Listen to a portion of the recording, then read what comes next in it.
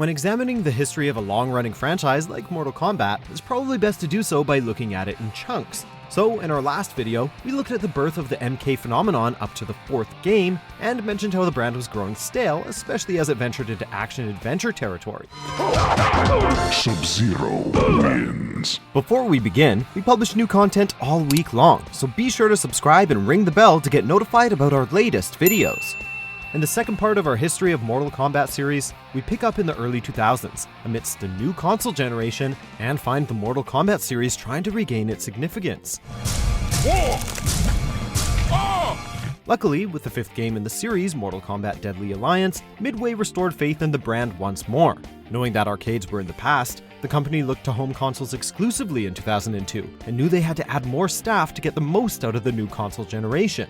It was built on an entirely new engine and came with some major changes to keep it competitive in the world of 3D fighters, like adding fighting styles, removing the run function, and including interactive environments.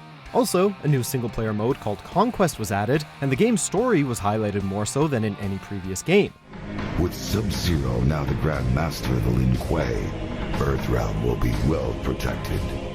Amongst these changes, Midway wanted to make it crystal clear that this was not the same old Mortal Kombat, and so they killed off Liu Kang in the game's opening, which symbolized the death of the old MK games.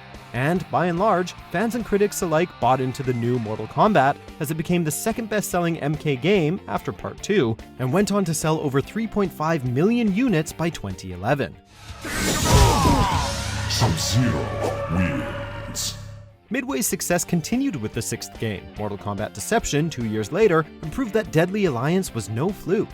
In fact, Deception improved on the previous game in almost every way, beefing up Conquest mode, adding lots of content, including puzzles and minigames, and including online play for the first time in the franchise's history. Ed Boon and his team wanted to make a tighter fighting game overall, something that could enter competitive circles, and they succeeded by rebalancing the combat, removing cheap hits, and adding combo breakers. 2 fatalities per character returned, as well as a new Harakiri finisher that could be performed by the loser.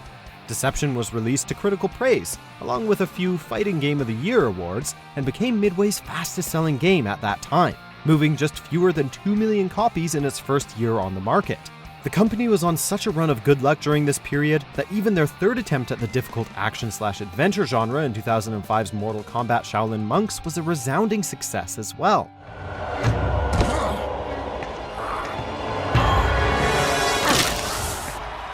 By the time the 7th game hit store shelves in 2006, the buzz surrounding the game had lessened a bit, seeing as it ran on the same engine as the previous 2 games and once again delivered much the same experience as before, only with rebalanced combat. Mortal Kombat Armageddon wasn't without its innovations, however, as it included a creative fatality feature for the first time in the series' history and added a create a character mode as well. Also, it included perhaps the finest minigame in the franchise, Motor Combat, a comedic riff on Mario Kart with big-headed MK characters.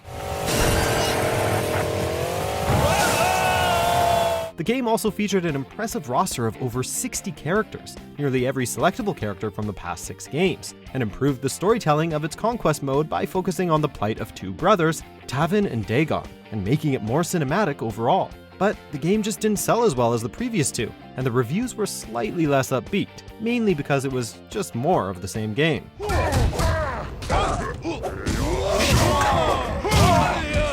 Knowing that a new console generation was on the horizon once again in the PS3/Xbox 360 era, Midway knew it had to make another significant change, but the shift in the 8th game in 2008 left just about everyone scratching their heads. Mortal Kombat vs. DC Universe looked great and ran on the Unreal 3 engine and offered some fun fighting mechanics, but the teen rating and lack of the series' heightened violence and gore disappointed most longtime Mortal Kombat fans. Critics weren't that excited about the toned-down violence due to licensing agreements either, and reviews of the game tended to be average. I see the rumors were true. I won't be bound here for long. It still sold well, however, with numbers approaching 2 million in total. But after the release of its 8th game, Midway filed for bankruptcy and sold the rights for Mortal Kombat to Warner Bros. Interactive in 2009. Luckily for fans of the series, however, Ed Boon and his team were acquired by Warner, formed NetherRealm Studios, and began work on the next MK game almost immediately. What a game it would be! I know. I'll work on it. 2011's reboot of Mortal Kombat, aka Mortal Kombat 9, was the direction Boon & Company first wanted to take the series in the early stages of the 8th game before pursuing comic book licenses. It was a pure reboot, back to the early days of the arcade Mortal Kombat games, and was revealed at E3 2010 to much fanfare. Characters for the new game were taken from the first 3 games, but each character was given an attention to detail not seen in the series before, including unique stances and victory poses along with totally unique animations.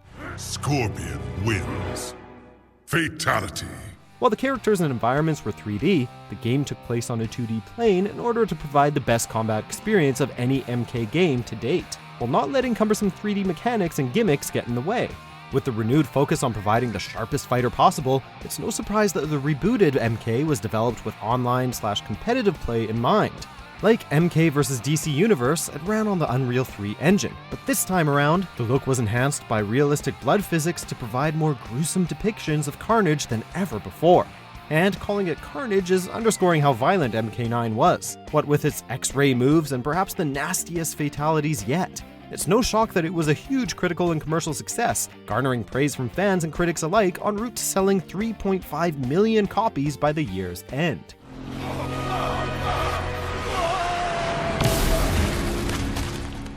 But MK9 wouldn't hold the title of nastiest fatalities for long, seeing as its big brother in Mortal Kombat X was constructed to be the most gruesome yet.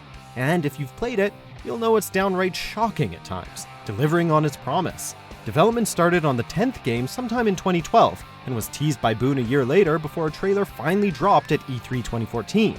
It played similarly to MK9 in terms of fighting styles and tight gameplay, and it also continued the storyline found in the reboot as well. I'm guessing it's not your first time in cuffs. What's your safe word? But MK10 wasn't just an update of the previous game, as it ran on a highly enhanced version of the Unreal 3 engine to highlight the power of the PS4 and Xbox One consoles. And it pushed the limits in terms of ways to finish opponents, what with quitalities and stage brutalities. Also, the 10th game saw incredibly popular DLC packs that highlighted famous movie characters like the Xenomorph from Aliens, Jason Voorhees from Friday the 13th, and Leatherface from Texas Chainsaw Massacre, all of which would be bundled together for its updated release in Mortal Kombat XL. As expected, the 10th Mortal Kombat game received great reviews and became the new fastest-selling Mortal Kombat game yet, reaching 5 million in sales before the end of 2015. I must retire to the Jinsei chamber. Regain my strength. Seeing as the history of Mortal Kombat is a series of highs followed by brief lows, and considering that the last 2 titles in the series were high points, does MK11 have what it takes to keep the forward momentum going, or will the 11th game be the beginning of another lull in MK's history? While it's too early to tell yet, we won't have to wait much longer to find out. Get over here! Check out these other great clips from Mojo Plays, and be sure to subscribe and ring the bell to be notified about our latest videos.